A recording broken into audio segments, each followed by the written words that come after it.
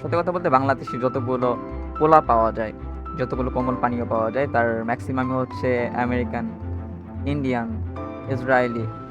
আর এই ৩ টা হচ্ছে বড় মাদারচোদ। সত্যি কথা, ৩ টাই হচ্ছে বড় মাদারচোদ। আমেরিকা ডিরেক্টলি ইসরায়েলের সমর্থন করে।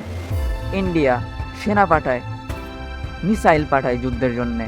অথচ ইন্ডিয়ায় কিন্তু প্রায় ৪ ভাগের ১ ভাগ মুসলমান।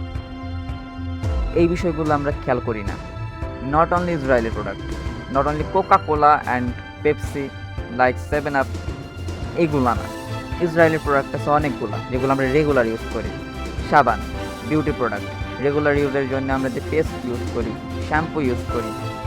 কোলা তো আছেই, বিভিন্ন চিপস, বিস্কুট, এদের মধ্যে অনেকগুলো আছে ইসরায়েলের প্রোডাক্ট। এর কিছু বার প্রোডাক্ট এখন তো কমাই দিছে, বাট আগে তো আমরা হচ্ছে রেগুলার ইন্ডিয়ান সিনেমা দেখতাম, ইন্ডিয়ান প্রোডাক্টগুলোর প্রতি পাগল ছিলাম। এক কথায় যখন ছোটো ছিলাম তখন ইন্ডিয়ান প্রোডাক্টগুলোর প্রতি পুরো পাগল ছিলাম। ইন্ডিয়াও ডিরেক্টলি হচ্ছে ইসরায়েলের সাপোর্ট করে, মিসাইল দিয়া হোক, দেন হচ্ছে অর্থ দিয়া হোক। এমনকি হচ্ছে ইন্ডিয়ান সোলজার অনেকগুলো আছে যারা ডিরেক্টলি হচ্ছে ইসরায়েলি সোলজারদের সাথে হচ্ছে কম্বাইন করে ফিলিস্তিনিদের দমন করা শুরু করছে। ইন্ডিয়ার যে প্রধানমন্ত্রী আছে মাদার চতুর্থ, মনে করেন যে একটা খাঙ্কের পোলা, আর যাচ্ছে তাই চোর।